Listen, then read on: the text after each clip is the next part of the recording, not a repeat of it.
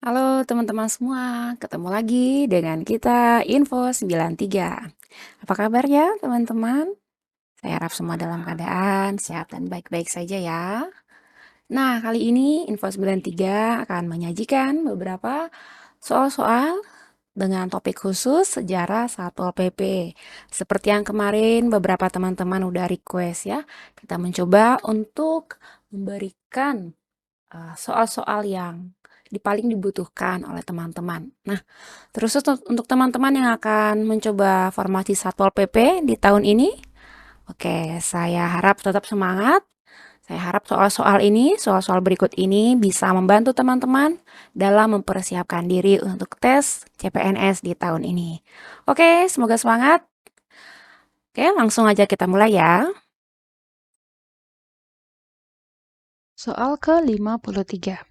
Urusan pemerintahan yang menjadi kewenangan penuh pemerintah pusat disebut sebagai urusan pemerintahan A. Konkuren, B. Absolut, C. Umum, D. Khusus, E. Otonomi. Jawaban yang benar adalah B. Absolut. Ya, jadi jawaban yang benar adalah absolut. Itu adalah urusan pemerintahan yang sepenuhnya menjadi kewenangan pemerintah pusat, ya, antara lain termasuk juga politik luar negeri. Itu kewenangan pemerintah pusat. Pertahanan, keamanan, justisi, moneter dan fiskal nasional, juga agama. Itu menjadi kewenangan pemerintah pusat. Baik ya. Oke, kita masuk ke soal 54. Urusan pemerintahan yang dibagi antara pemerintah pusat dan daerah, serta menjadi dasar pelaksanaan otonomi daerah, dikenal sebagai A. Urusan pemerintahan absolut, B. Urusan pemerintahan konkuren, C. Urusan pemerintahan umum, D. Urusan pemerintahan wajib, E. Urusan pemerintahan pilihan. Apa jawabannya? Oke, B. Urusan pemerintahan konkuren.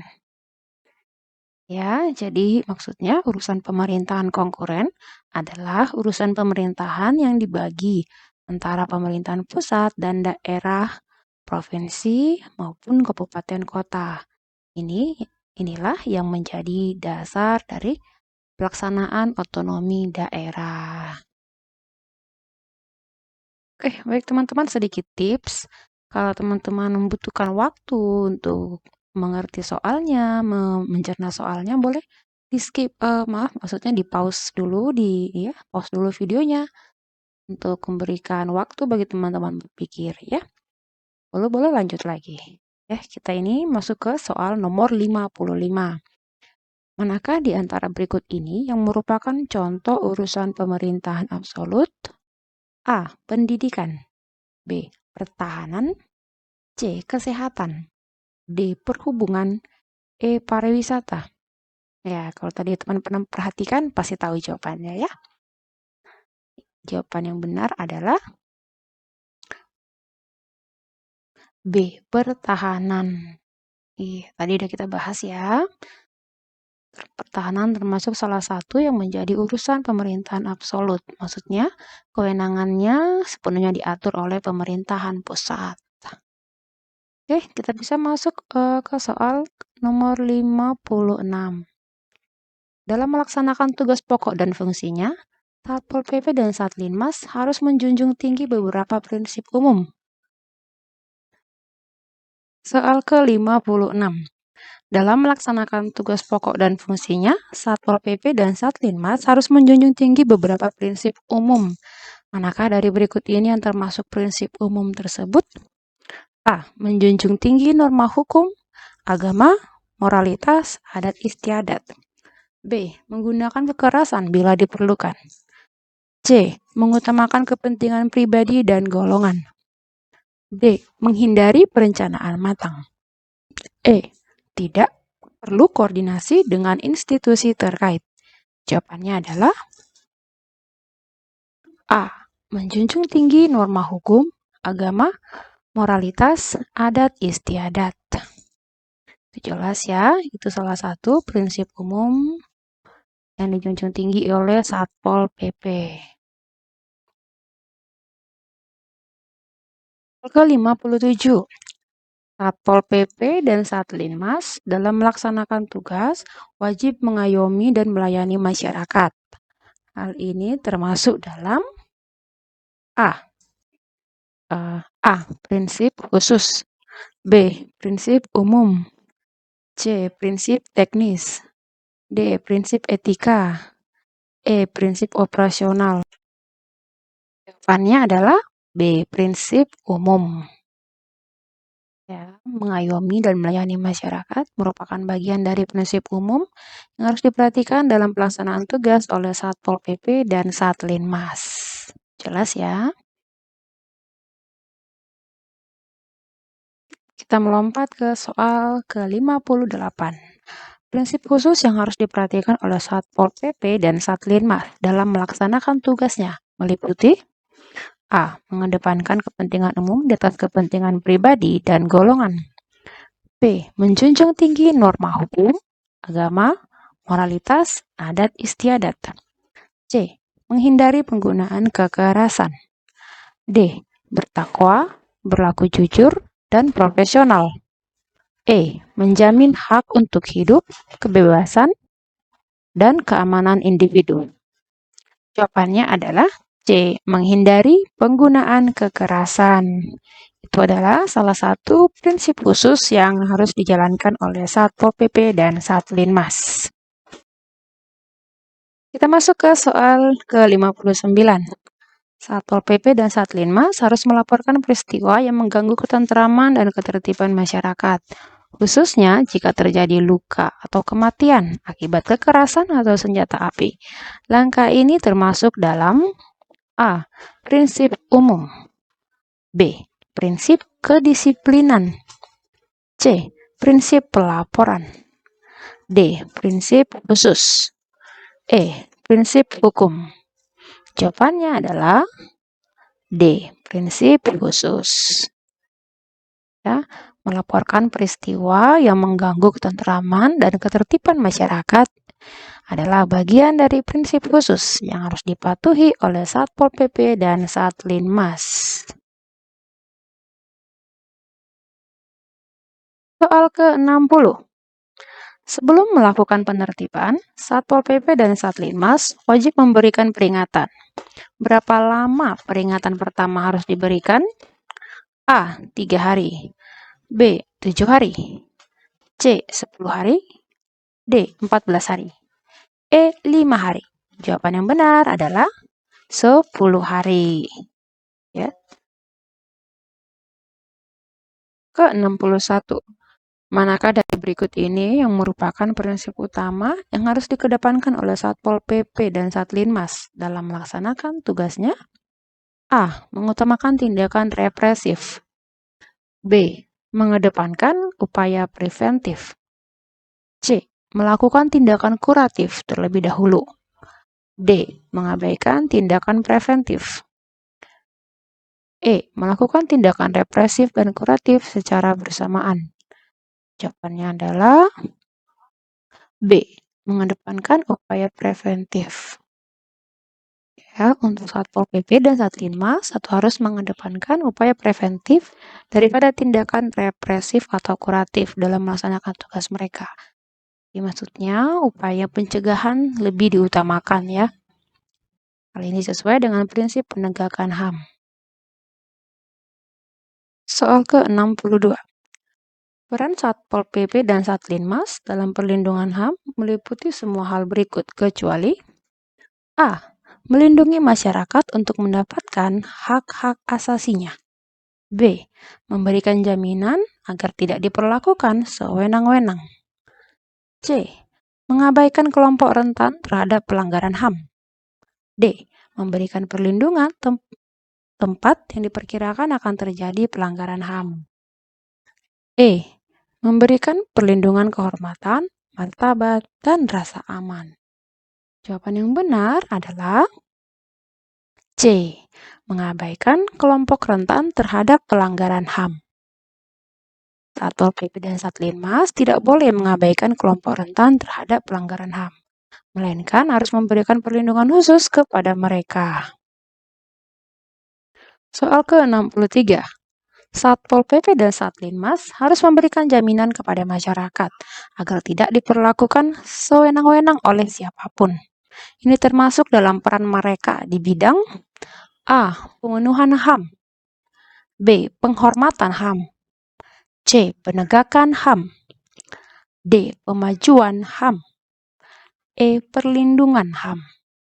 Jawaban yang benar adalah E. Perlindungan HAM. Jadi, perlindungan terhadap masyarakat agar tidak diperlakukan sewenang-wenang adalah bagian dari peran Satpol PP dan Satlinmas di bidang perlindungan HAM. Soal ke-64. Apa yang harus dilakukan oleh Satpol PP dan Satlinmas dalam melindungi harta benda masyarakat yang disita atau ditertibkan? A. Mengabaikan keutuhannya. B. Menjamin keutuhannya. C. Menyita dan menghancurkan. D. Menyerahkan kepada pihak ketiga. E. Menghukum pemiliknya. Jawaban yang benar adalah B. Menjamin keutuhannya. Baik, cukup jelas ya. Kita beranjak ke soal 65. Satpol PP dan Satlinmas memiliki peran penting dalam memberikan perlindungan bagi kelompok masyarakat. Maksud saya, perlindungan bagi kelompok masyarakat yang rentan terhadap pelanggaran HAM. Manakah dari berikut ini yang paling tepat menggambarkan langkah yang harus mereka lakukan? A. Mengabaikan laporan dari kelompok rentan. B. Melindungi dan memberikan bantuan sesuai kebutuhan. C. Menggunakan kekerasan untuk mengatasi ancaman. D. Melakukan penahanan terhadap kelompok rentan. E. Menyerahkan perlindungan kepada pihak lain. Jawaban yang benar adalah B. Melindungi dan memberikan bantuan sesuai kebutuhan. Oke, cukup jelas ya. Kita lanjutkan ke soal ke-66. Satpol PP dan Satlinmas harus melaporkan peristiwa yang mengganggu ketentraman dan ketertiban masyarakat, khususnya jika terjadi luka atau kematian akibat kekerasan atau senjata api. Langkah ini termasuk dalam A. Prinsip umum, B. Prinsip kedisiplinan, C. Prinsip pelaporan, D. Prinsip khusus, E. Prinsip hukum. Jawabannya adalah ya D. Prinsip khusus. Ya. Jadi melaporkan peristiwa yang mengganggu ketentraman dan ketertiban masyarakat adalah bagian dari prinsip khusus yang harus dipatuhi oleh Satpol PP dan Satlinmas. Ya, kita lanjut ke soal ke-67.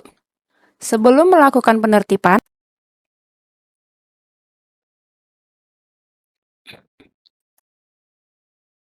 soal ke-68. Manakah dari berikut ini yang merupakan prinsip utama yang harus dikedepankan oleh Satpol PP dan Satlinmas dalam melaksanakan tugasnya? A. Mengutamakan tindakan represif. B. Mengedepankan upaya preventif. C. Melakukan tindakan kuratif terlebih dahulu. D. Mengabaikan tindakan preventif. E. Melakukan tindakan represif dan kuratif secara bersamaan. Jawabannya adalah B. Mengedepankan upaya preventif. Oke, Satpol PP dan Satlinmas harus mengedepankan upaya preventif daripada tindakan represif atau kuratif dalam melaksanakan tugas mereka sesuai dengan prinsip penegakan HAM. Ya, jadi harus mengutamakan preventif ya, artinya pencegahan. Lebih baik ya. Nah, kita beranjak ke soal ke-69. Peran Satpol PP dan Satlinmas dalam perlindungan HAM meliputi semua hal berikut, kecuali A. Melindungi masyarakat untuk mendapatkan hak-hak asasinya. B. Memberikan jaminan agar tidak diperlakukan sewenang-wenang. C. Mengabaikan kelompok rentan terhadap pelanggaran HAM. D. Memberikan perlindungan tempat yang diperkirakan akan terjadi pelanggaran HAM. E. Memberikan perlindungan terhadap kehormatan, martabat, dan rasa aman. Ya, jawabannya yang benar adalah C. Mengabaikan kelompok rentan terhadap pelanggaran HAM. Jadi ini hal yang dikecualikan ya, yang C. Oke. Oke, kita masuk ke soal ke-70. Satpol PP dan Satlinmas harus memberikan jaminan kepada masyarakat agar tidak diperlakukan sewenang-wenang oleh siapapun. Ini termasuk dalam peran mereka di bidang A. Pemenuhan HAM, B. Penghormatan HAM, C. Penegakan HAM, D. Pemajuan HAM, E. Perlindungan HAM. Jawabannya adalah E. Perlindungan HAM. Jadi perlindungan terhadap masyarakat agar tidak diperlakukan sewenang-wenang itu adalah bagian dari peran Satpol PP dan Satlinmas di bidang perlindungan HAM. Oke ya. Jadi juga Satpol PP mengambil bagian dalam perlindungan HAM. Oke, kita masuk ke soal ke-71. Apa yang harus dilakukan oleh Satpol PP dan Satlinmas dalam melindungi harta benda masyarakat yang disita atau ditertibkan? A. Mengabaikan keutuhannya. B. Menjamin keutuhannya. C. Menyita dan menghancurkan. D. Menyerahkan kepada pihak ketiga. E. Menghukum pemiliknya. Jawaban yang tepat adalah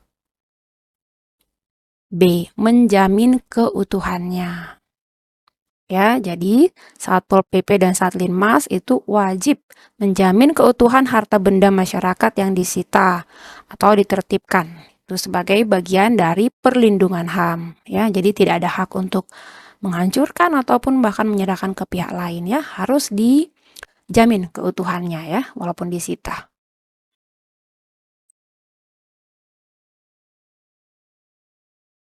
Kita masuk ke soal ke-72. Satpol PP dan Satlinmas memiliki peran penting dalam memberikan perlindungan bagi kelompok masyarakat yang rentan terhadap pelanggaran HAM. Manakah dari berikut ini yang paling tepat menggambarkan langkah yang harus mereka lakukan? A. Mengabaikan laporan dari kelompok rentan. B. Melindungi dan memberikan bantuan sesuai kebutuhan. C. Menggunakan kekerasan untuk mengatasi ancaman. D. Melakukan penahanan terhadap kelompok rentan. E. Menyerahkan perlindungan kepada pihak lain. Jawaban yang tepat adalah B. Melindungi dan memberikan bantuan sesuai kebutuhan. Itu ya. Jadi Satpol PP dan Satlinmas harus melindungi kelompok masyarakat yang rentan terhadap pelanggaran HAM dan memberi bantuan sesuai yang dibutuhkan.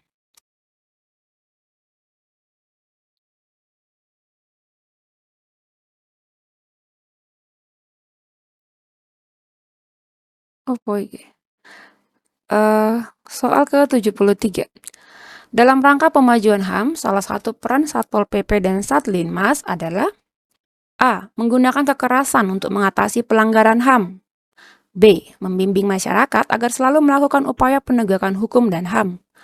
C. Mengabaikan masyarakat yang tidak memahami HAM. D. Menyerahkan semua masalah HAM kepada pihak kepolisian. E. Menutup akses informasi tentang HAM. Jawabannya adalah B. Membimbing masyarakat agar selalu melakukan upaya penegakan hukum dan HAM. Ya. Jadi Satpol PP dan Satlinmas itu memiliki peran penting dalam mengarahkan dan mendayagunakan masyarakat untuk senantiasa melakukan upaya penegakan hukum dan HAM demi menciptakan ketertiban dan ketentraman. Kita beranjak ke soal ke-74. Manakah dari berikut ini yang termasuk dalam peran Satpol PP dan Satlinmas di bidang penegakan HAM? A. Mengabaikan norma hukum dan agama. B. Membantu menyelesaikan perselisihan warga yang mengganggu ketertiban. C. Melaporkan pelanggaran HAM ke lembaga swadaya masyarakat. D. Menutup mata terhadap tindak pidana. E. Mengabaikan kasus-kasus pelanggaran HAM. Jawaban yang betul adalah B. Membantu menyelesaikan perselisihan warga yang mengganggu ketertiban. Itu ya. Oke, ini cukup jelas. Soal ke-75. Apa yang harus dilakukan oleh Satpol PP dan Satlinmas dalam memberikan pelayanan kepada masyarakat terkait pelanggaran HAM? A. Mengabaikan laporan masyarakat tentang pelanggaran HAM. B. Memberikan pelayanan dan menerima laporan serta pengaduan masyarakat tentang pelanggaran HAM. C. Menyerahkan semua tanggung jawab kepada lembaga lain. D. Menyebarkan informasi pribadi masyarakat secara publik. E. Menutup akses bagi masyarakat untuk melaporkan pelanggaran HAM. Jawaban yang tepat adalah B. Memberikan pelayanan dan menerima laporan serta pengaduan masyarakat tentang pelanggaran HAM. Jadi, Satpol PP dan Satlinmas berperan dalam memberi pelayanan berupa penerimaan laporan dan pengaduan dari masyarakat tentang pelanggaran HAM, serta menjaga kerahasiaan informasi yang peka atau informasi yang sensitif. Ya. Nah, kita masuk ke soal ke-76. Nah, sebelum kita lanjut, saya mau sampaikan teman-teman, jika dirasa penjabaran soal-soal ini terlalu cepat, mungkin boleh sedikit diperlambat videonya atau sambil dipelajari, sambil di-pause ya, di-pause sebentar, lalu dilanjut lagi. Jadi teman-teman boleh sesuaikan dengan kecepatan dan kenyamanan masing-masing dalam belajarnya. Itu ya, semoga tetap semangat ya teman-teman. Kita lanjut lagi ya. Dalam rangka penegakan HAM, Satpol PP dan Satlinmas diwajibkan untuk A. Mengabaikan pelanggaran Perda dan Perkada. B. Menyerahkan temuan pelanggaran Perda dan Perkada kepada PPNS. C. Mengambil tindakan sendiri tanpa koordinasi. D. Menutup kasus pelanggaran yang melibatkan pihak berwenang. E. Mengesampingkan kasus pelanggaran kecil. Jawabannya adalah B. Menyerahkan temuan pelanggaran Perda dan Perkada kepada PPNS. Nah, PPNS itu sendiri adalah penyidik pegawai negeri sipil. Jadi, Satpol PP dan Satlinmas itu dalam upaya penegakan HAM, jika menemukan atau menduga terjadi pelanggaran Perda dan Perkada, mereka harus menyerahkan temuan tersebut kepada penyidik pegawai negeri sipil, yaitu PPNS tadi ya, untuk diproses lebih lanjut. Jadi mereka tidak bisa mengambil tindakan sendiri atau ya istilahnya menghakimi sendiri, tidak ya. Mari kita berlanjut ke soal ke-77. Peran Satpol PP dan Satlinmas dalam pemenuhan HAM mencakup semua hal berikut, kecuali A. Memberi pelayanan kepada masyarakat untuk melaporkan pelanggaran HAM. B. Memberi kesempatan yang sama bagi masyarakat untuk mendapat haknya. C. Membantu masyarakat dalam situasi musibah atau kecelakaan. D. Mengungkap informasi pribadi masyarakat tanpa persetujuan. E. Menjaga kerahasiaan informasi yang peka. Jawabannya adalah D. Mengungkap informasi pribadi masyarakat tanpa persetujuan. Ini tidak boleh ya dilakukan oleh Satpol PP ataupun Satlinmas. Selanjutnya, soal ke-78. Salah satu prinsip yang harus dijunjung tinggi oleh Satpol PP dan Satlinmas dalam penghormatan HAM adalah A. Menindak tegas tanpa memedulikan prosedur. B. Menjunjung asas praduga tak bersalah sebelum ada kepastian hukum. C. Melakukan penahanan terhadap pelanggar tanpa batas waktu. D. Mengambil harta benda pelanggar sebagai hukuman. E. Mengabaikan pelanggaran HAM yang ringan. Jawabannya adalah B. Menjunjung asas praduga tak bersalah sebelum ada kepastian hukum. Jadi dalam penghormatan HAM, Satpol PP dan Satlinmas itu harus menjunjung asas praduga tak bersalah. Artinya seseorang dianggap tidak bersalah sampai terbukti sebaliknya, sampai terbukti ya di dalam proses pengadilan maksudnya. Sebaliknya, seseorang dibuktikan bersalah atau dianggap bersalah sampai dia benar-benar terbukti ya. Jadi harus melalui proses hukum yang sah. Oke, itu cukup jelas. Soal ke-79. Penggunaan senjata api oleh anggota Satpol PP diatur dalam Permendagri nomor 26 tahun 2010. Siapa saja yang berwenang menggunakan senjata api? A. semua anggota Satpol PP tanpa pengecualian. B. Hanya anggota yang bertugas di kantor pusat. C. Kasat, Kabid, Kaseksi, Komandan Peleton, dan Regu. D. Seluruh anggota yang bertugas di lapangan. E. Siapapun yang membutuhkan dalam situasi darurat. Jawabannya yang mana? Jawabannya adalah C. Ya, Kasat, Kabid, Kaseksi, Komandan Peleton, dan Regu. Nah, kita lihat penjelasannya.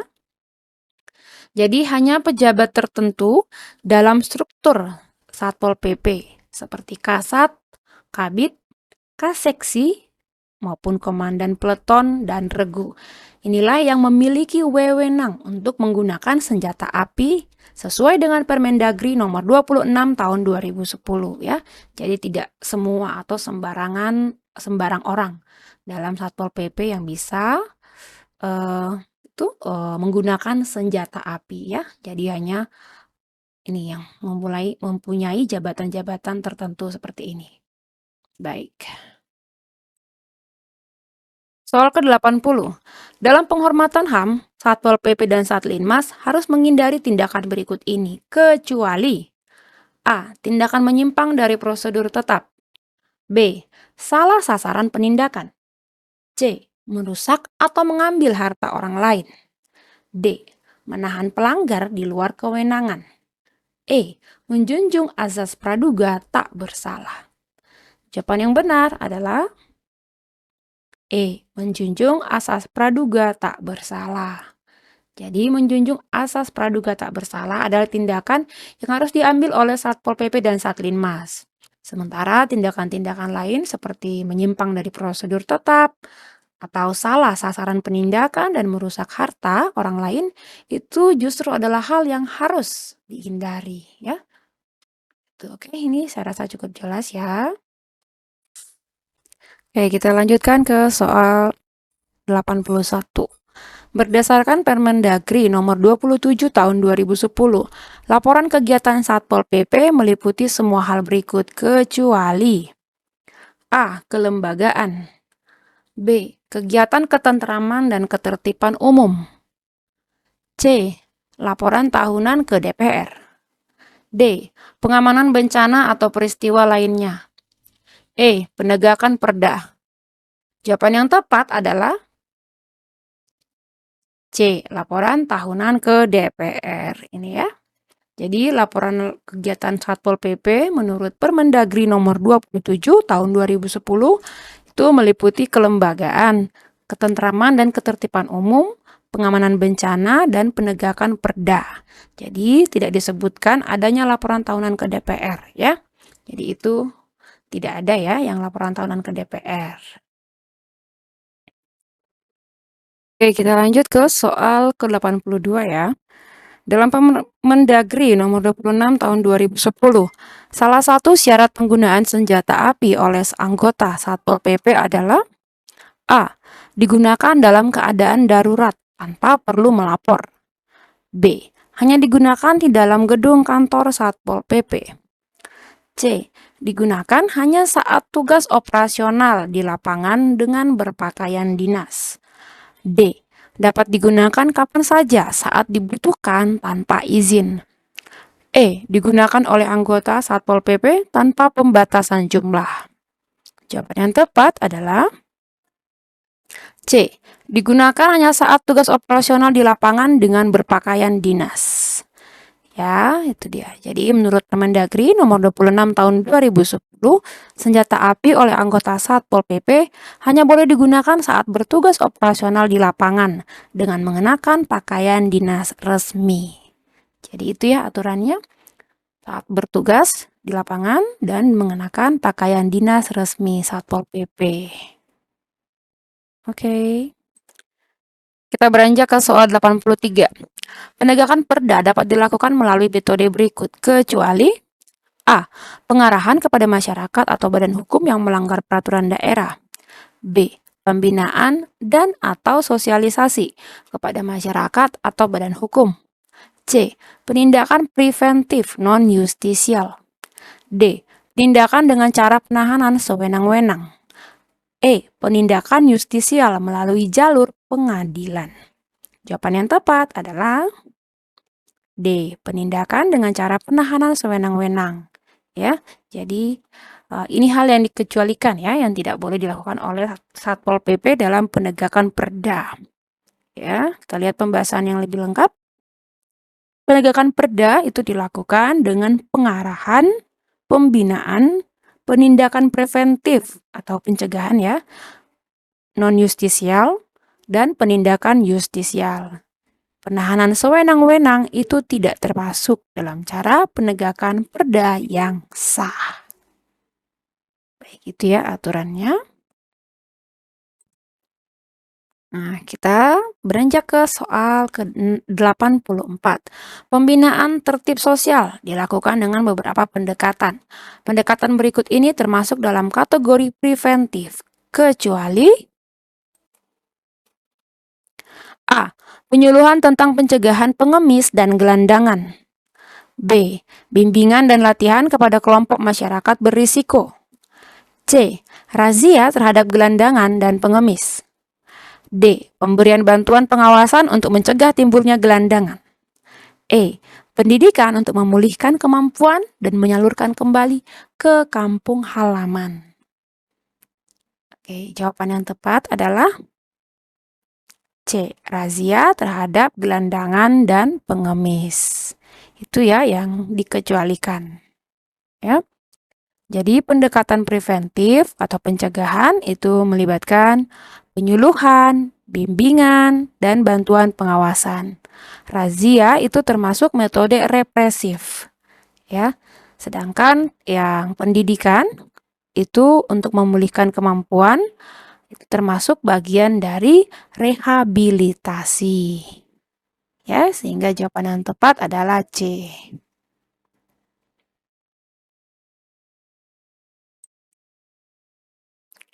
Kita masuk di soal ke-85. Satuan Perlindungan Masyarakat atau Satlinmas bertanggung jawab dalam A. Menyediakan layanan kesehatan untuk masyarakat. B. Mengelola dana bantuan sosial. C. Melaksanakan kegiatan penanganan bencana dan memperkecil akibat bencana. D. Mengatur administrasi pemerintahan desa. E. Menyusun peraturan daerah terkait keamanan. Jawaban yang tepat adalah C. Melaksanakan kegiatan penanganan bencana dan memperkecil akibat bencana. Jadi, Satlinmas bertanggung jawab dalam penanganan bencana, ya, itu kekhususannya. Selain itu juga memelihara keamanan, ketentraman, ketertiban di masyarakat, dan kegiatan sosial kemasyarakatan. Oke, sekarang kita beranjak ke soal ke-86. Menurut Permendagri nomor 3 tahun 2019, siapa yang dapat melakukan penyidikan terhadap pelanggaran ketentuan perda? A. Semua anggota Satpol PP. B. Pejabat Polisi RI atau PPNS yang ditunjuk khusus. C. Kepala Satpol PP. D. Kepala Desa. E. Bupati atau Wali Kota. Jawaban yang tepat adalah B. Pejabat Polisi RI atau PPNS yang ditunjuk khusus. Ya. Tadi PPNS ini sedikit sudah kita bahas di atas ya, soal sebelumnya. Jadi penyidikan terhadap pelanggaran perda dilakukan oleh pejabat polisi atau PPNS yang diberi wewenang khusus. Hal ini sesuai dengan Permendagri nomor 3 tahun 2019. Ya, jadi dalam soal-soal yang kita bahas ini menyangkut beberapa aturan Permendagri ya teman-teman. Tadi teman-teman bisa lihat ada Permendagri nomor 26 tahun 2010. Juga ada Permendagri nomor 27 nomor 27 tahun 2010 dan ini ada Permendagri nomor 3 tahun 2019 ya. Boleh nanti kita jabarkan lagi soal-soalnya, masih banyak. sesuai Permendagri dan aturan ya. Nah, sekarang kita lihat soal ke-87. Salah satu wewenang PPNS adalah A. Menyusun laporan tahunan tentang ketentraman dan ketertiban umum. B. Menyerahkan hasil penyidikan ke penuntut umum dan berkoordinasi dengan polisi RI. C. Menyusun peraturan daerah terkait ketentraman. D. Mengambil keputusan akhir mengenai pelanggaran. E. Melakukan razia terhadap pelanggaran tanpa batasan. Jawaban yang tepat adalah, ya, ini sudah ada. B. Menyerahkan hasil penyidikan ke penuntut umum dan berkoordinasi dengan polisi Republik Indonesia. Itu ya.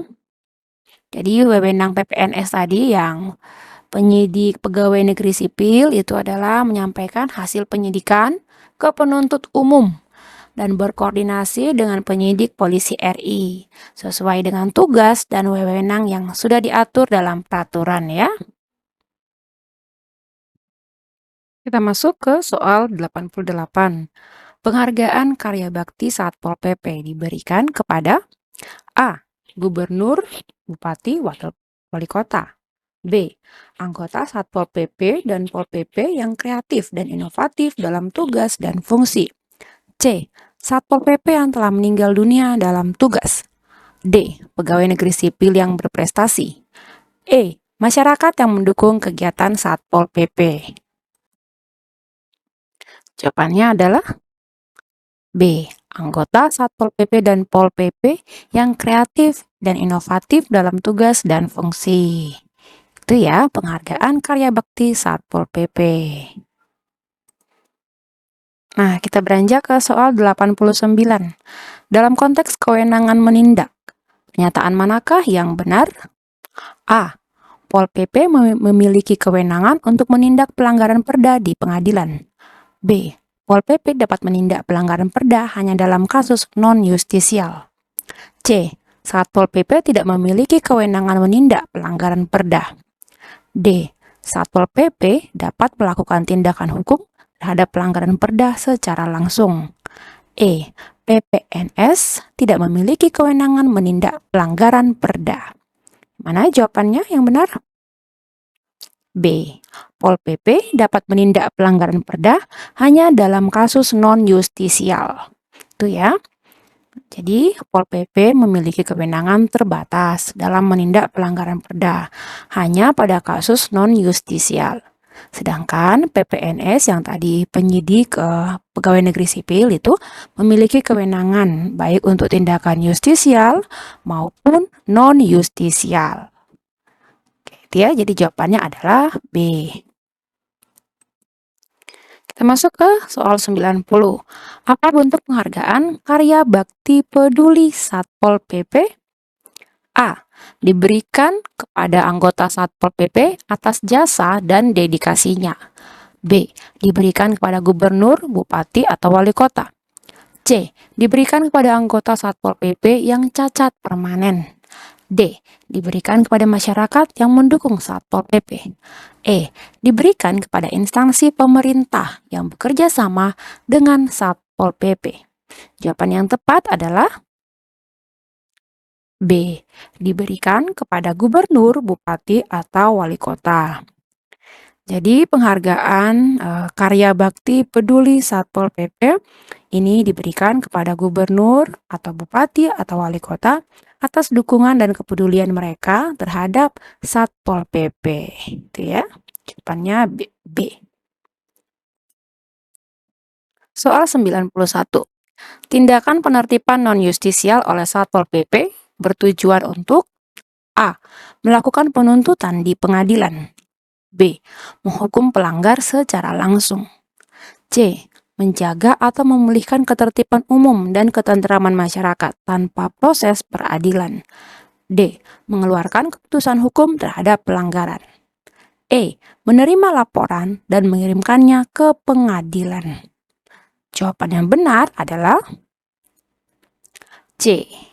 menjaga atau memulihkan ketertiban umum dan ketentraman masyarakat tanpa proses peradilan, ya.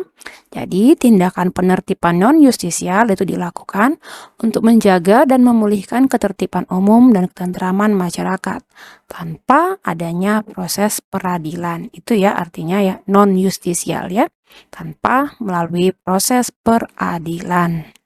Dalam hal pelaksanaan denda administrasi, pernyataan yang benar adalah A. Denda administrasi adalah sanksi yang hanya dapat dikenakan oleh pengadilan. B. Denda administrasi tidak dapat diterapkan di tempat kejadian pelanggaran. C. Denda administrasi merupakan salah satu sanksi administrasi dan dapat diterapkan di tempat maksudnya. D. Denda administrasi hanya dapat diterapkan setelah proses peradilan. Semua perda yang menetapkan denda administrasi dibatalkan oleh Mahkamah Agung. Jawaban yang benar adalah C. Denda administrasi merupakan salah satu sanksi administrasi dan dapat ditetapkan di tempat. Ya, ini dalam hal penegakan perda ya. Jadi denda administrasinya bisa diterapkan langsung di tempat kejadian ya, untuk menegakkan peraturan daerah. Soal ke-93.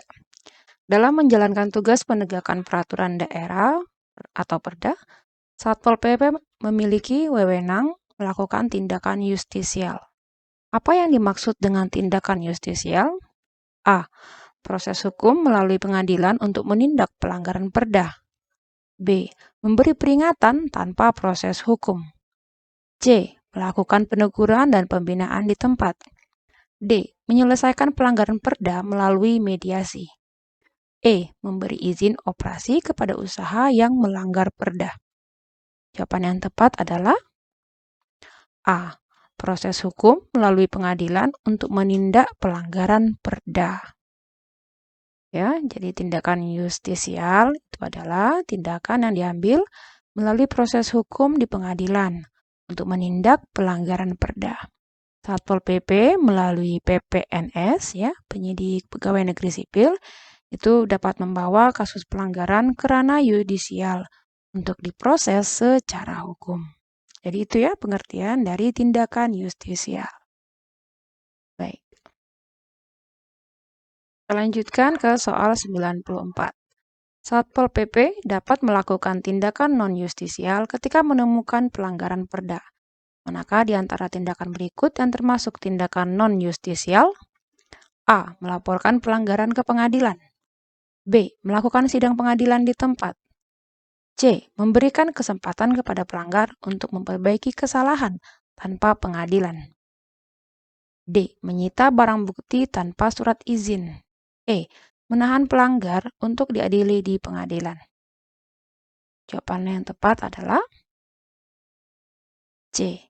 Memberikan kesempatan kepada pelanggar untuk memperbaiki kesalahan tanpa pengadilan. Ya. Kalau yang tadi soal sebelumnya itu adalah tindakan justisial. Nah, yang ini adalah tindakan non-justisial ya, yaitu tindakan di luar proses pengadilan. Contohnya seperti memberi peringatan atau memberi kesempatan kepada pelanggar untuk memperbaiki kesalahan tanpa perlu melalui proses hukum di pengadilan. Itu ya artinya. Lanjut ke soal 95. PPNS dalam Satpol PP memiliki wewenang khusus dalam penegakan justisi. Salah satu wewenang PPNS adalah menyidik pelanggaran perda. Proses penyidikan yang dilakukan oleh PPNS itu bertujuan untuk A. Mencari dan mengumpulkan barang bukti serta mengidentifikasi tersangka. B. Menetapkan denda administrasi di tempat. C. Memberikan sosialisasi terkait perda yang berlaku. D. Membuat keputusan final terkait pelanggaran. Mengeluarkan izin usaha untuk pelanggar. Jawabannya adalah A. Mencari dan mengumpulkan barang bukti serta mengidentifikasi tersangka. Nah, jadi proses penyidikan oleh PPNS Ini bertujuan untuk mencari dan mengumpulkan barang bukti, serta mengidentifikasi tersangka pelanggaran, agar kasus tersebut bisa diproses lebih lanjut melalui jalur hukum. Oke, teman-teman, semoga masih tetap semangat ya untuk belajar dan mempersiapkan diri. Kalau merasa lelah, boleh istirahat dulu sebentar sebelum nanti kita lanjut lagi. Oke? Nah, ini saya lanjutkan ya, soal ke-96. Salah satu tugas penting PPNS di lingkungan Satpol PP adalah berkoordinasi dengan penyidik dari Kepolisian Republik Indonesia. Apa tujuan utama dari koordinasi ini? A. Mengajukan permohonan pengampunan kepada tersangka. B. Melaporkan hasil penyidikan dan memastikan kasus bisa diteruskan ke pengadilan. C. Mengarahkan polisi untuk melakukan penahanan. D. Menjalankan tugas tanpa melibatkan instansi lain. E. Mencari dukungan hukum tanpa melibatkan pengadilan. Jawaban yang tepat adalah B. Melaporkan hasil penyidikan dan memastikan kasus bisa diteruskan ke pengadilan. Ya, jadi dalam hal ini PPNS itu harus berkoordinasi dengan Kepolisian Republik Indonesia untuk melaporkan hasil penyidikan, sehingga kasus tersebut bisa diteruskan ke proses pengadilan jika diperlukan.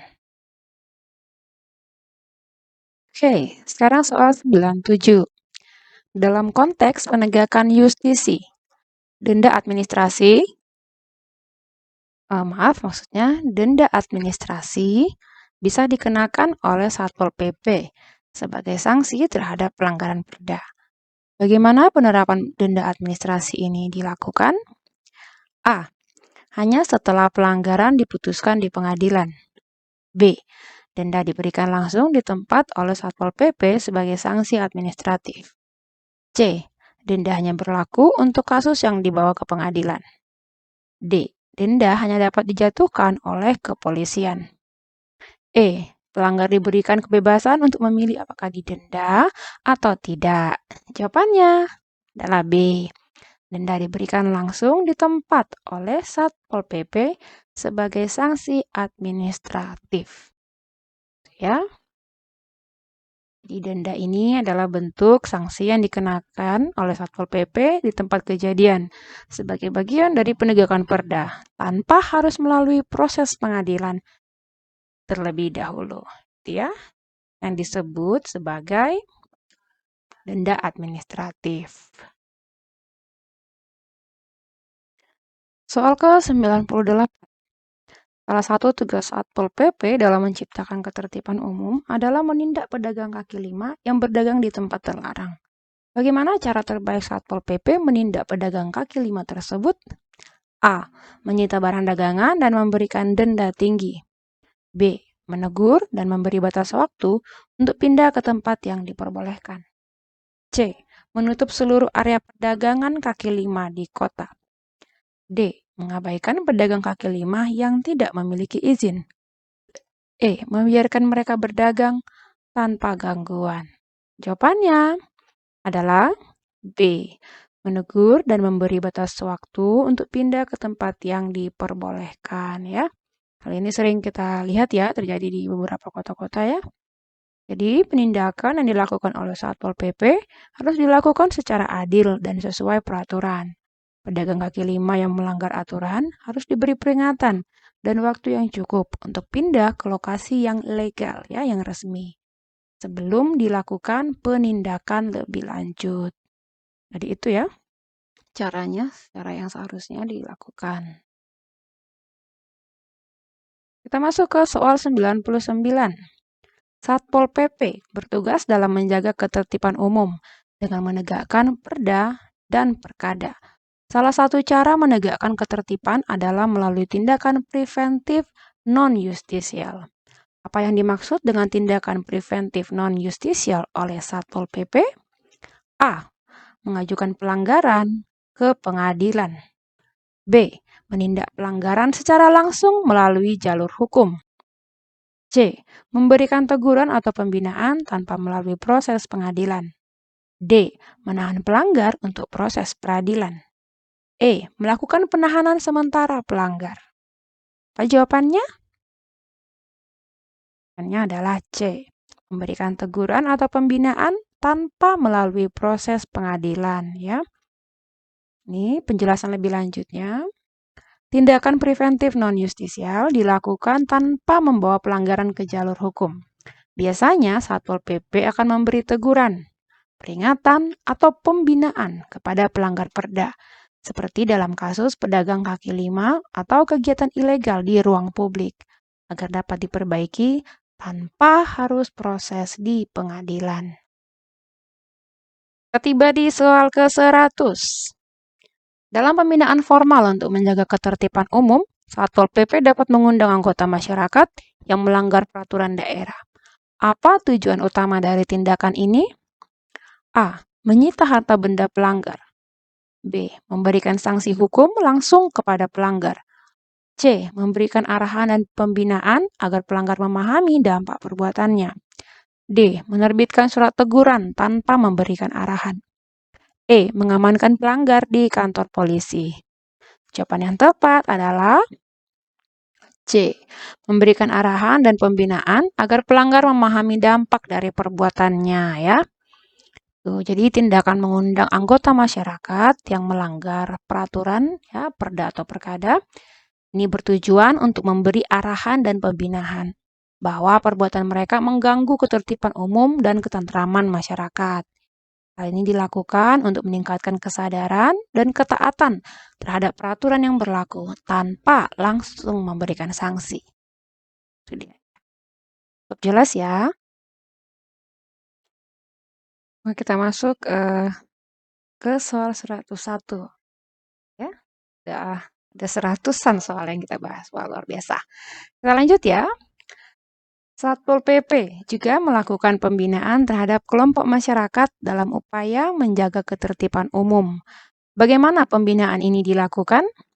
A. Mengadakan pertemuan di lokasi acak tanpa pemberitahuan. B. Mengundang kelompok masyarakat ke sebuah pertemuan yang difasilitasi oleh pemerintah daerah.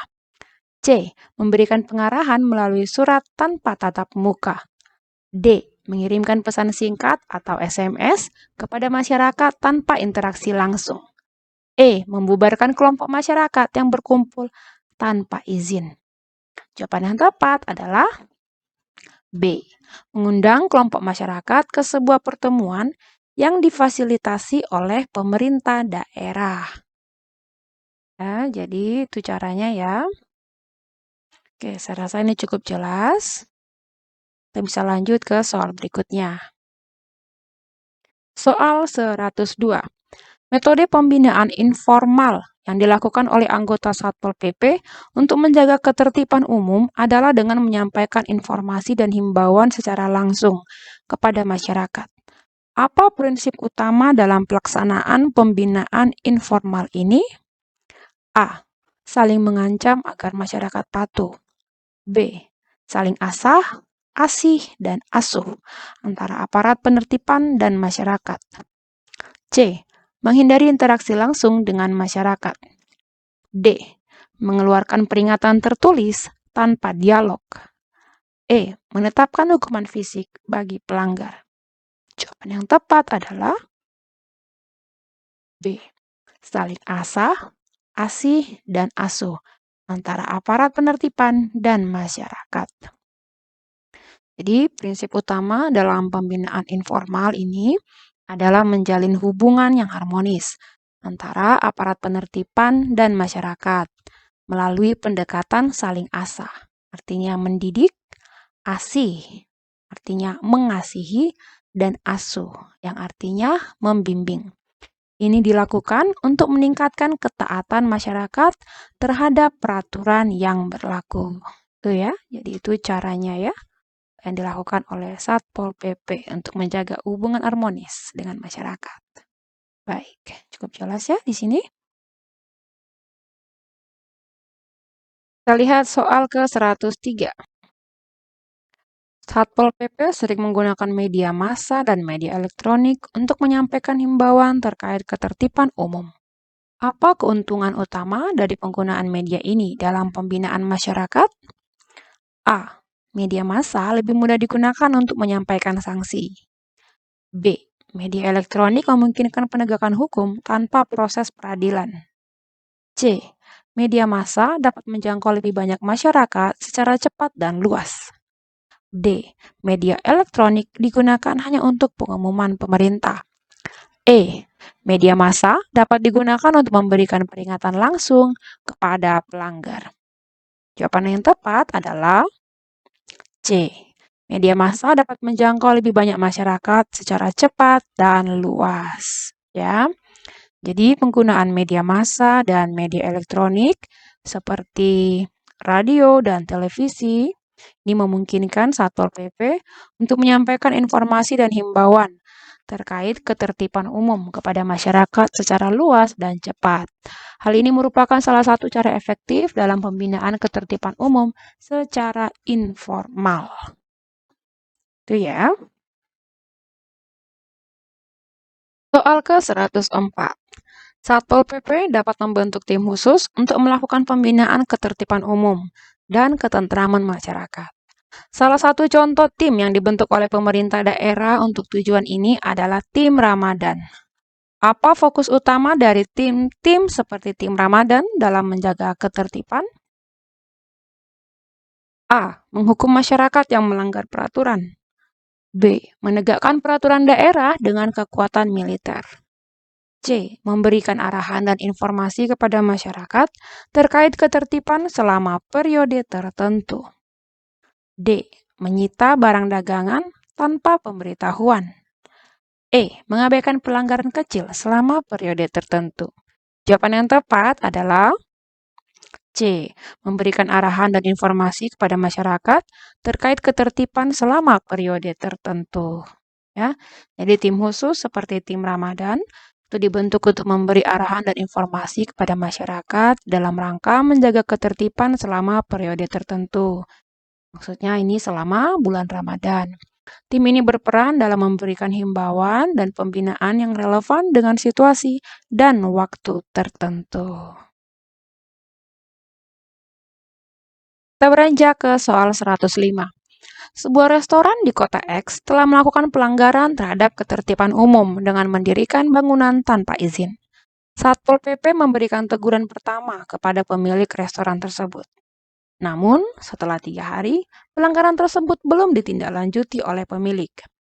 Apa tindakan yang harus dilakukan Satpol PP sesuai dengan prosedur yang diatur dalam Peraturan Menteri Dalam Negeri Nomor 54 Tahun 2011? A. Memberikan teguran kedua kepada pemilik restoran. B. Memberikan surat peringatan pertama. C. Melakukan penertiban paksa terhadap bangunan restoran. D. Mengajukan kasus ini ke pengadilan. E. Membiarkan pelanggaran terjadi karena tidak ada tanggapan. Jawaban yang benar adalah A. Memberikan teguran kedua kepada pemilik restoran. Ya, jadi sesuai dengan peraturan yang dalam hal ini Peraturan Menteri Dalam Negeri Permendagri Nomor 54 Tahun 2011 ya. Jika setelah teguran pertama dalam waktu 3 hari pelanggaran itu belum diindahkan sama sekali begitu, maka Satpol PP harus memberikan teguran kedua kepada orang atau badan hukum yang melanggar. Ini adalah langkah yang sesuai dalam teknis operasional penegakan ketertiban. Jadi jawabannya memberikan teguran yang kedua ya. Kita masuk ke soal 106. Sebuah perusahaan iklan memasang baliho besar di tempat yang tidak sesuai dengan peraturan daerah. Satpol PP telah memberikan teguran ketiga karena 2 teguran sebelumnya tidak diindahkan. Namun, perusahaan tersebut masih tidak mengambil tindakan setelah 3 hari. Apa langkah selanjutnya yang harus dilakukan oleh Satpol PP? A. Memberikan surat peringatan pertama kepada perusahaan. B. Melakukan penindakan paksa tanpa pemberitahuan lebih lanjut. C. Memberikan teguran keempat sebagai peringatan terakhir. D. Membiarkan baliho tetap ada. E. Mengeluarkan surat pemberitahuan untuk tindakan hukum. Jawaban yang tepat adalah A. Memberikan surat peringatan pertama kepada perusahaan. Ya, jadi jika teguran ketiga tidak diindahkan juga dalam waktu 3 hari, langkah berikutnya adalah memberikan surat peringatan pertama dalam waktu 7 hari. Ini agar pelanggar menertibkan sendiri ya. Ini termasuk bagian dari prosedur sebelum tindakan penertiban secara paksa. Ya, jadi yang pertama tadi itu ada surat teguran, ada pertama, kedua, ketiga. Setelah itu, kalau masih tidak diindahkan, selanjutnya bisa diberikan surat peringatan. Ya, kita masuk ke soal 107.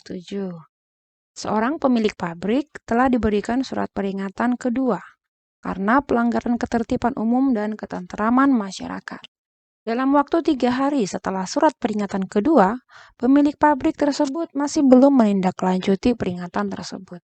Berdasarkan prosedur, apa tindakan selanjutnya yang harus dilakukan oleh Satpol PP?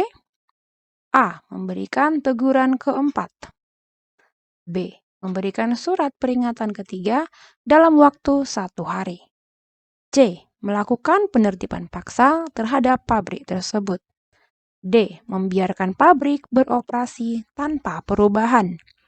E. Melaporkan kepada pihak berwenang untuk tindakan lebih lanjut. Jawaban yang tepat adalah B. Memberikan surat peringatan ketiga dalam waktu 1 hari. Ya, jika surat peringatan kedua tidak diindahkan dalam waktu 3 hari, Satpol PP harus memberikan surat peringatan ketiga dalam waktu 1 hari. Ini sebagai langkah akhir sebelum tindakan penertiban secara paksa dilakukan. Itu ya aturannya. Soal 108. Sebuah badan usaha telah menerima 3 surat peringatan dari Satpol PP karena melanggar ketertiban umum dengan mendirikan bangunan di area publik. Setelah surat peringatan ketiga diberikan, badan usaha tersebut tetap tidak mengambil tindakan dalam waktu 1 hari.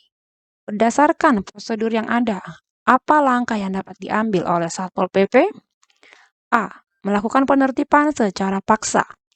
B. Memberikan surat peringatan keempat. C. Memanggil pemilik badan usaha untuk negosiasi.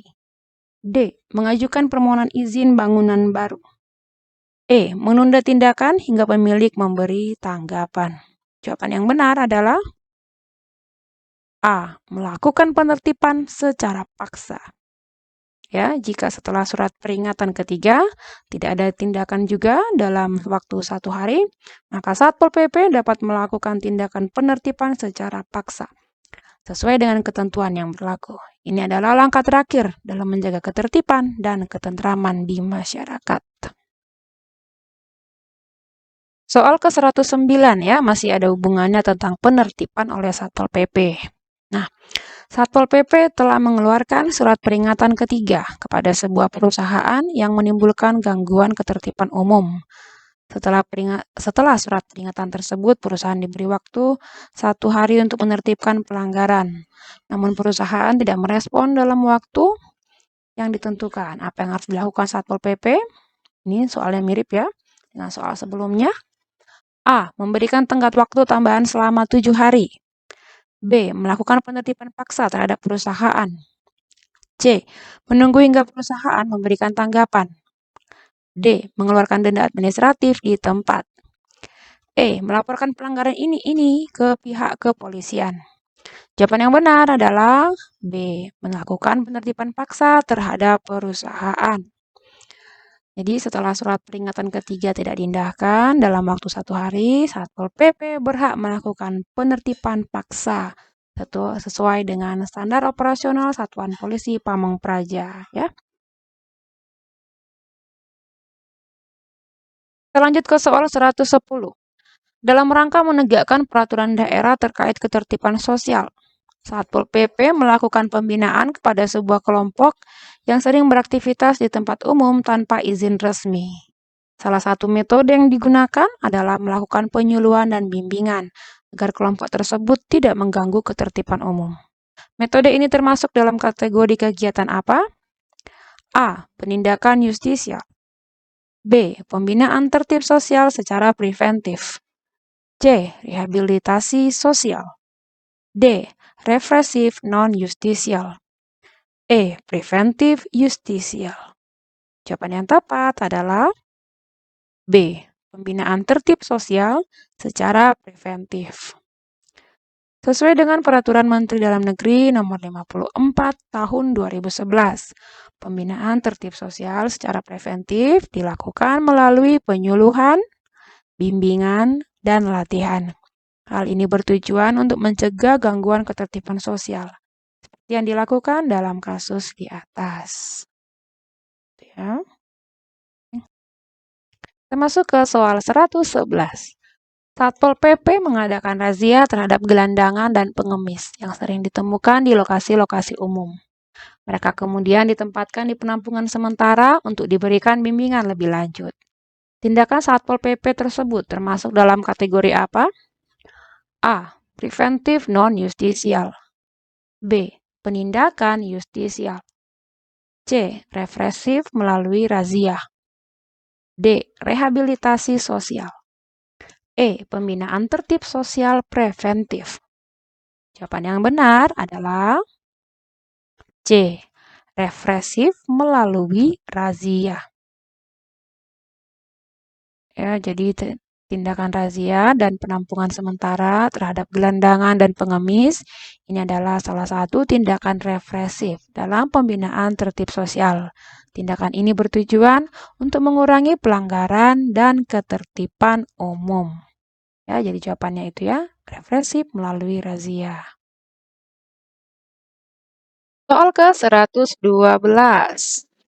Dalam menjalankan tugas penegakan peraturan daerah, Satpol PP melakukan rehabilitasi terhadap wanita tunasusila atau WTS dengan cara memberikan pendidikan dan pelatihan keterampilan. Setelah proses tersebut, mereka dikembalikan ke kampung halaman masing-masing untuk dapat berperan kembali sebagai warga masyarakat.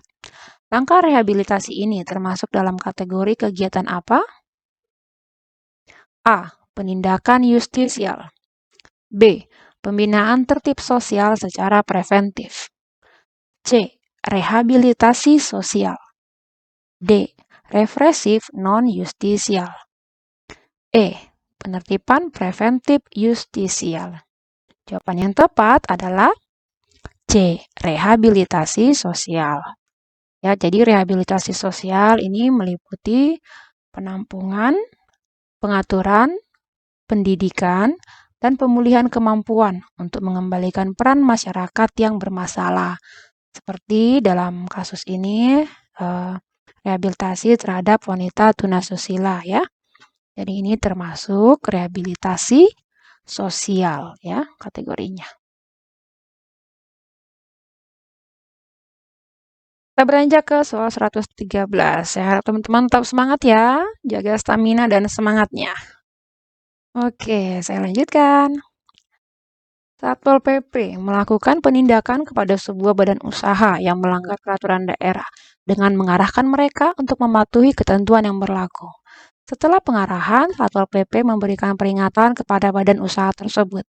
Tindakan ini merupakan bagian dari kegiatan apa dalam penegakan peraturan daerah? A. Penindakan justisial. B. Preventif non-justisial. C. Pembinaan tertib sosial secara represif. D. Pembinaan tertib sosial secara preventif. E. Preventif justisial. Jawabannya adalah A. Penindakan justisial. Jadi yang dimaksud dengan penindakan justisial adalah langkah yang diambil setelah upaya-upaya preventif dan sosialisasi tidak membuahkan hasil. Penindakan ini bertujuan untuk memaksa pihak yang melanggar untuk mematuhi peraturan. Ya. Soal 114. Salah satu langkah yang diambil oleh Satpol PP untuk mengurangi jumlah gelandangan dan pengemis adalah melalui pemberian bantuan pengawasan serta bimbingan kepada masyarakat yang berpotensi menjadi sumber masalah sosial. Langkah ini termasuk dalam jenis pembinaan apa? A. Rehabilitasi sosial. B. Represif non-justisial. C. Preventif justisial. D. Pembinaan tertib sosial secara preventif. E. Penindakan justisial. Jawaban yang tepat adalah D. Pembinaan tertib sosial secara preventif. Jadi pembinaan tertib sosial secara preventif ini dilakukan untuk mencegah masalah sosial seperti gelandangan dan pengemis dengan memberikan pengawasan, bimbingan, dan bantuan kepada masyarakat yang dianggap berpotensi menimbulkan masalah sosial di masa mendatang. Itu ya jawabannya. Baik, kita beranjak ke soal 115. Seorang warga mengadakan aksi unjuk rasa di depan gedung pemerintahan, di mana ia mengemukakan pendapatnya secara lisan dan membawa spanduk dengan pesan-pesan tertulis. Berdasarkan Undang-Undang Nomor 9 Tahun 1998, kegiatan tersebut termasuk dalam kategori apa? A. Pawai. B. Rapat umum. C. Mimbar bebas. D. Demonstrasi. E. Arak-arakan. Jawabannya adalah D. Demonstrasi. Ya. Jadi berdasarkan Undang-Undang Nomor 9 Tahun 1998, yang dimaksud dengan demonstrasi adalah kegiatan yang dilakukan seseorang atau lebih untuk menyampaikan pikiran secara lisan atau tertulis di muka umum. Kegiatan warga yang menyuarakan pendapat dengan spanduk ini termasuk dalam kategori demonstrasi. Ya. Soal ke-116. Sekelompok masyarakat melakukan arak-arakan di sepanjang jalan utama kota dengan membawa simbol-simbol tertentu untuk menyampaikan aspirasi mereka. Kegiatan ini berdasarkan Undang-Undang Nomor 9 Tahun 1998 termasuk dalam kategori apa? A. Demonstrasi. B. Pawai. C. Rapat umum. D. Mimbar bebas. E. Kerusuhan massa. Jawabannya adalah pawai. Ya. Jadi pawai itu adalah cara penyampaian pendapat di jalan umum dengan berarak-arakan sesuai dengan definisi yang terdapat dalam Undang-Undang Nomor 9 Tahun 1998. Arak-arakan masyarakat tersebut termasuk dalam kategori pawai. Ya, jawabannya. Kita masuk ke soal 117. Satpol PP dikerahkan untuk mengamankan acara pertemuan terbuka yang dilakukan oleh masyarakat guna menyampaikan pendapat mengenai isu lingkungan hidup.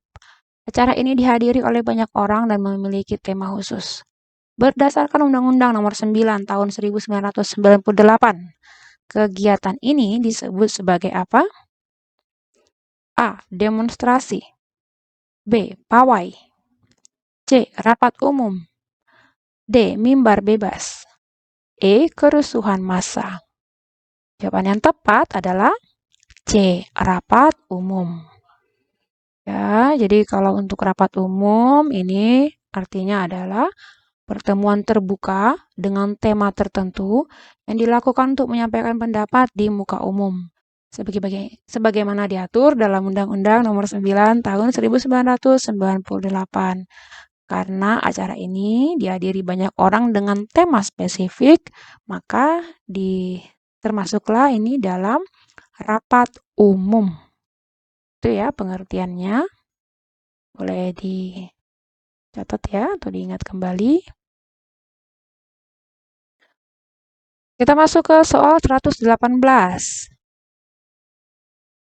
Dalam sebuah situasi, massa yang berkumpul mulai bertindak anarkis dengan merusak fasilitas umum dan membakar kendaraan di jalan raya, sehingga menyebabkan terganggunya arus lalu lintas.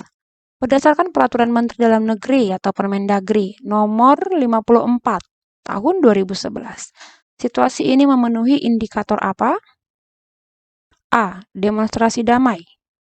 B. Pawai terorganisir. C. Kerusuhan massa. D. Rapat umum terkendali. E. Mimbar bebas yang terkendali. Jawabannya adalah C. Kerusuhan massa. Ya, jadi kerusuhan massa terjadi ketika ada tindakan massa, orang banyak ya, yang membahayakan jiwa, harta, atau benda, seperti merusak fasilitas umum, membakar benda, dan menyebabkan gangguan arus lalu lintas. Dalam kasus ini, tindakan anarkis massa memenuhi indikator kerusuhan massa. Itu ya, jawaban yang tepat adalah kerusuhan massa. Kita beranjak ke soal 120. Ya, ini masih soal yang berhubungan mirip-mirip dengan soal sebelumnya ya, dengan satu tema khusus ya. Seorang warga menyampaikan pendapatnya di sebuah taman kota secara terbuka, tanpa tema khusus. Orang tersebut menyuarakan berbagai pandangan politik dan sosial secara spontan, tanpa ada kerangka acara. Kegiatan ini berdasarkan Undang-Undang Nomor 9 Tahun 1998 termasuk dalam kategori apa? A. Demonstrasi. B. Pawai. C. Rapat umum. D. Mimbar bebas. E. Kerusuhan massa. Jawaban yang benar adalah D. Mimbar bebas. Ya, jadi mimbar bebas ini artinya adalah kegiatan menyampaikan pendapat di muka umum secara bebas dan terbuka, tanpa tema khusus, seperti yang terjadi dalam kasus ini. Warga yang menyuarakan pendapatnya secara spontan di taman kota masuk dalam kategori mimbar bebas. Ya, jadi itu artinya dari mimbar bebas ya. Baik. Soal ke-121. Satpol PP melakukan sosialisasi kepada masyarakat tentang pentingnya menjaga ketertiban umum dan kepatuhan terhadap peraturan daerah. Kegiatan ini dilakukan secara preventif dan tidak melibatkan proses hukum. Berdasarkan klasifikasi pembinaan yang diatur dalam Peraturan Menteri Dalam Negeri Nomor 54 Tahun 2011. Kegiatan tersebut termasuk dalam jenis tindakan apa? A. Tindakan justisial. B. Penindakan represif. C. Pembinaan non-justisial. D. Preventif justisial. E. Penindakan administrasi. Jawabannya adalah C. Pembinaan non-justisial. Ya, jadi yang dimaksud dengan pembinaan non-justisial merupakan tindakan preventif yang dilakukan tanpa melibatkan proses hukum, seperti sosialisasi, penyuluhan, atau bimbingan kepada masyarakat. Kegiatan yang dilakukan oleh Satpol PP dalam hal ini termasuk dalam kategori pembinaan non-justisial.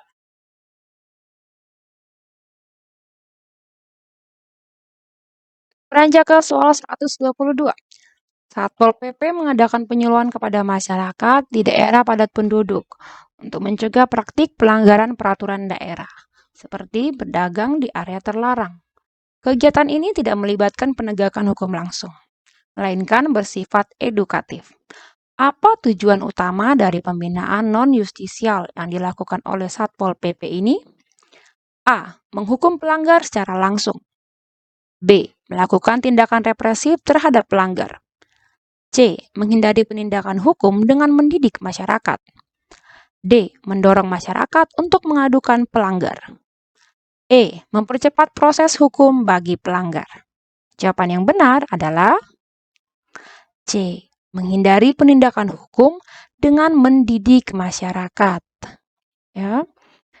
Jadi, untuk pembinaan non-justisial ini bertujuan untuk mencegah terjadinya pelanggaran dengan cara mendidik masyarakat melalui penyuluhan atau bimbingan, sehingga penegakan hukum yang lebih berat dapat dihindari. Dalam hal ini, Satpol PP berupaya mengedukasi warga agar patuh terhadap aturan tanpa melibatkan tindakan hukum langsung. Itu ya artinya. Soal 123. Nah, ini sebagai soal terakhir ya, teman-teman, dalam part video yang kedua ya, kali ini ya. Semoga teman-teman masih semangat sampai soal yang ini. Soal terakhir, soal 123. Satpol PP melakukan bimbingan terhadap kelompok masyarakat yang sering melakukan pelanggaran kecil terhadap peraturan daerah, seperti berjualan di trotoar. Apa tindakan yang tepat sesuai dengan pendekatan pembinaan non-justisial? A. Melakukan penangkapan terhadap para pelanggar. B. Menyampaikan peringatan keras dengan ancaman tindakan hukum. C. Memberikan bimbingan dan pengawasan tanpa tindakan hukum langsung. D. Menyita barang dagangan para pelanggar sebagai sanksi. E. Mengajukan para pelanggar ke pengadilan untuk diadili. Jawaban yang tepat adalah C. Memberikan bimbingan dan pengawasan tanpa tindakan hukum langsung. Ya, jadi tindakan yang sesuai dengan pembinaan non-justisial adalah memberi bimbingan dan pengawasan kepada pelanggar tanpa melakukan tindakan hukum langsung. Tujuannya adalah untuk membina masyarakat agar patuh tanpa harus menindak mereka dengan cara yang keras. Oke, akhirnya kita sampai ya teman-teman di penghujung dari video ini. Saya berharap semoga video ini bisa bermanfaat dan membantu teman-teman dalam persiapan untuk mengikuti tes CPNS tahun ini, terutama dengan formasi Satpol PP. Semangat buat teman-teman semua, mohon dukungannya untuk like, subscribe, dan juga bagikan video ini sebanyak-banyaknya kepada teman-teman yang membutuhkan. Akhirnya, semoga sukses untuk teman-teman semua. Salam semangat!